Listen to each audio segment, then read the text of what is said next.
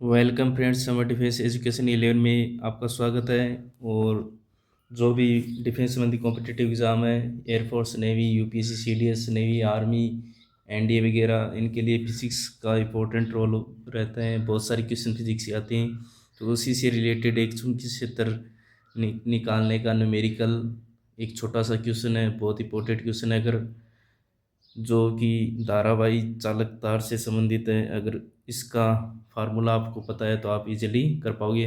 अगर किसी को फार्मूला नहीं पता है तो अपन ने पीछे वीडियोस बनाए हैं काफ़ी चुंबकीय क्षेत्र से रिलेटेड, तो उनमें जाकर आप इजीली देख सकते हो कि धारावाही जो तार तार है, चालक तार, उसमें जो उत्पन्न जो चुंबकीय क्षेत्र है विभिन्न स्थितियों में, वो उनका मान कितना कितना कहाँ कहाँ होगा। ठीक है दोस्तों, तो अपन क्वेश्चन को स्टार्ट करते हैं। क्वेश्चन में क्या पूछा गया है? किसी क्षैतिज तार में 5 एम्पीयर की विद्युत धारा पूर्व से पश्चिम की ओर बह रही है, यानी पूर्व दिशा से पश्चिम की ओर बह रही है। इसमें 10 सेंटीमीटर इससे 10 सेंटीमीटर दूर स्थित बिंदु पर चुंबकीय क्षेत्र का मान कितना होगा, ये निकालना है। चार ऑप्शन दे रखे हैं: 10⁻⁴ टेस्ला, 10⁻⁶ टेस्ला, 10⁻⁵टेस्ला, 10⁻7 टेस्ला। यानी कि ऑप्शन देख के ये तो पता चल रहा है कि कैलकुलेशन बहुत ईजी है इस क्वेश्चन की। बस अपन को फार्मूला आना चाहिए, क्योंकि ये चीज़ें एग्जामिनर क्या चाहता है कि आपको नॉलेज कितनी है। वो ये नहीं देखना चाहता कि आपकी कैलकुलेशन कितनी कॉम्प्लिकेटेड नहीं करना चाहता। और अगर फार्मूला पता है आपको, जल्दी जल्दी कैंसिल आउट करके जो भी है इजीली वैल्यू रख के आप मान निकाल सकते हो। तो अब अपन शुरू करते हैं इसको, क्वेश्चन को। ठीक है दोस्तों, सबसे पहले तो अपन को देखना है, थोड़ा सा डायग्राम बना लेते हैं। छोटा सा डायग्राम है इसका।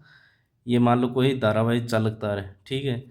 इसी की लंबाई नहीं दी गई है, तो अपन जब भी लंबाई नहीं दी जाए तो उसको अनंत मानना है। ये अनंत लंबाई का कोई चालक तार है। ये डायरेक्शन क्या हो गई? ईस्ट। ये हो गई वेस्ट। ईस्ट से वेस्ट इसमें क्या प्रवाहित हो रही है? धारा कितनी? 5 एम्पियर। ये कह रहा है कि इस चालक तार से कितनी दूरी पे? 10 सेंटीमीटर दूर स्थित कोई बिंदु है। मान लो ये कोई बिंदु है,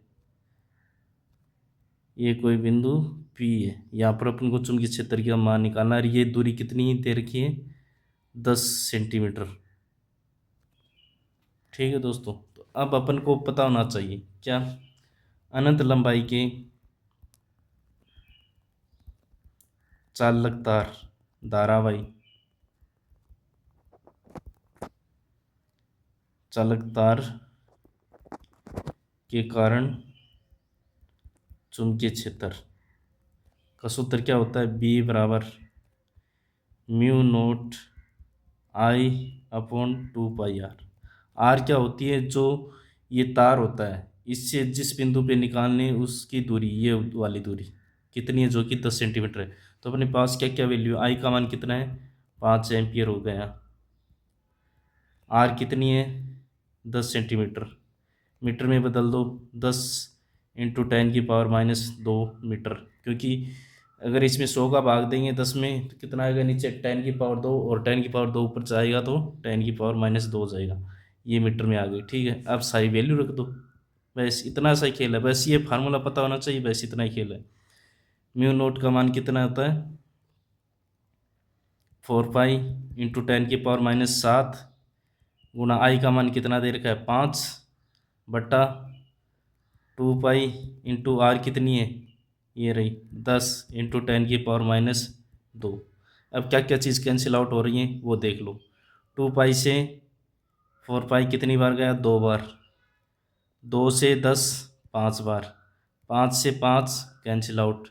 ऊपर कितना बच गया? 10⁻⁷। नीचे बच गया 10⁻²।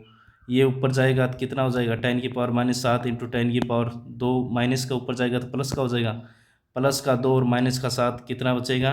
10⁻⁵ टेस्ला, जो कि अपना option number C is correct.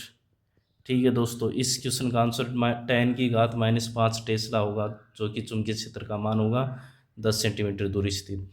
तो बहुत ही इजी क्वेश्चन है।